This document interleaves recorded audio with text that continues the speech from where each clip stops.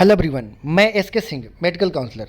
आज मैं बात करने वाला हूँ नीट पीजी 2021 काउंसलिंग में क्या क्या डॉक्यूमेंट की रिक्वायर्ड हो सकती है, कौन कौन से डॉक्यूमेंट को आपको अपने पास रखना है, अरेंज करके रखना है गवर्नमेंट सीटों के लिए, प्राइवेट और डीम्ड यूनिवर्सिटी और साथ में डीएनवी के लिए।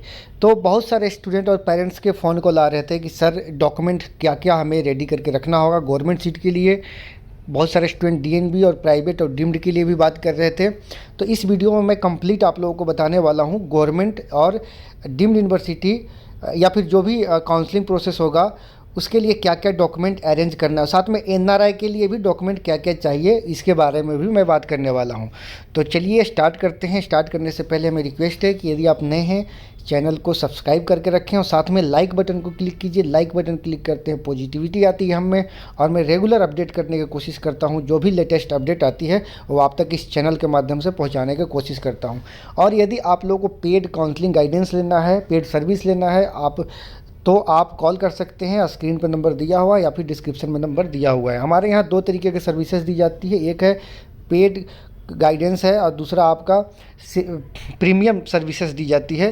तो आप जो चाहे वो ऑप्ट कर सकते हैं। तो चलिए स्टार्ट करते हैं। डॉक्यूमेंट क्या क्या आपको रिक्वायर्ड हो सकती है, ये मैं गवर्नमेंट के लिए बात कर रहा हूँ, गवर्नमेंट डीएनबी के लिए बात कर रहा हूँ कि क्या क्या डॉक्यूमेंट लगेंगे, और साथ में प्राइवेट के लिए। एनआरआई के लिए मैं बताऊँगा। पहला आपको जो डॉक्यूमेंट को रखना है वो एडमिट कार्ड, नीट पीजी 2021 का जो एडमिट कार्ड है वो आपके पास होना चाहिए।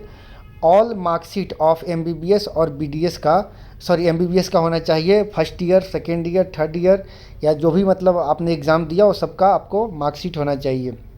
इसके बाद तीसरा नंबर पर है आपको प्रोफेशनल एग्जामिनेशंस होना चाहिए।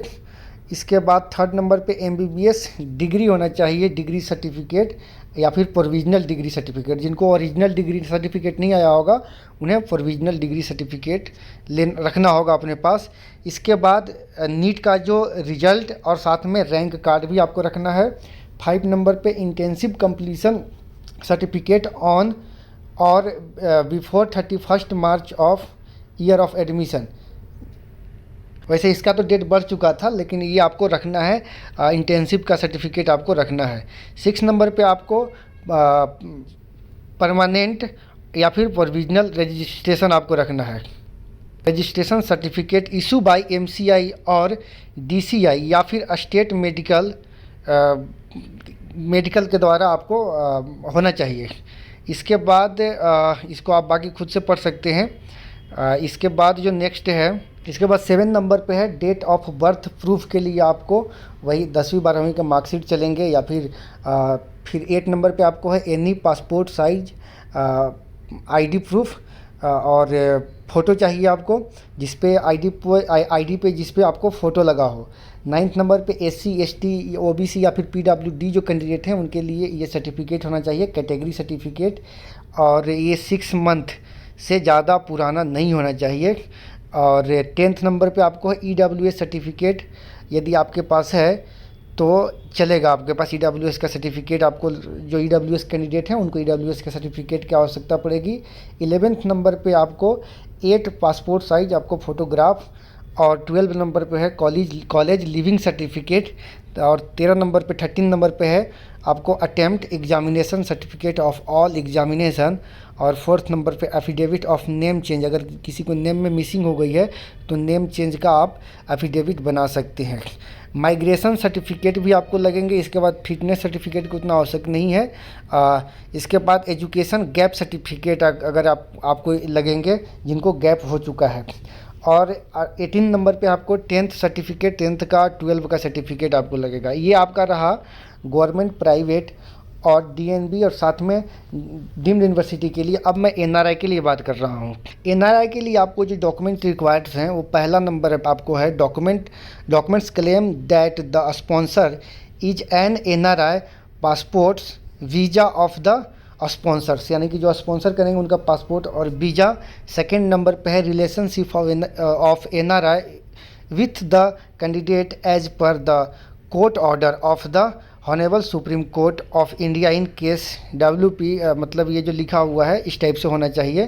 थर्ड नंबर पे है आपको affidavit from the sponsor that he she will sponsor the entire courses fee of the candidate duly notaries, मतलब नोटरी के द्वारा आपको इसको एफिडेविट कराना होगा। और फोर्थ नंबर पे आपको है embassy certificate of the sponsor, जो स्पॉन्सर आपको करेंगे उनका एम्बेसी सर्टिफिकेट होना चाहिए, सर्टिफिकेट फ्रॉम द कंसल्टेंट, यानी कि जो आपको क्या बोलते हैं स्पॉन्सर कर रहे हैं। इसके बाद NEET score card of the candidate, यानी कि जो कैंडिडेट एनआरआई कोटे से एडमिशन लेना चाहते हैं पर्टिकुलर किसी भी स्टेट में किसी भी कॉलेज में, उनका स्कोर कार्ड भी साथ में होना चाहिए। इसके अलावा आपको किसी भी डॉक्यूमेंट की आवश्यकता नहीं पड़ेगी। तो ये आपको जो रिक्वायर्ड डॉक्यूमेंट है वो मैंने बताया। बाकी आपको अगर डॉक्यूमेंट का पीडीएफ चाहिए, क्या क्या डॉक्यूमेंट्स चाहिए, तो इसके लिए आप व्हाट्सएप पे या टेलीग्राम ग्रुप में मैं इसे छोड़ दूंगा, आप वहाँ से आप चेक कर सकते हैं। जी हाँ दोस्तों, यदि आप लोग को किसी भी तरीके के डाउट हो, क्वेश्चन हो, तो आप वीडियो के कमेंट बॉक्स में आप कमेंट करके आप क्लियर कर सकते हैं, या फिर फ़ोन कॉल या मैसेज कर सकते हैं। फिलहाल के वीडियो में इतना ही। Thanks for watching.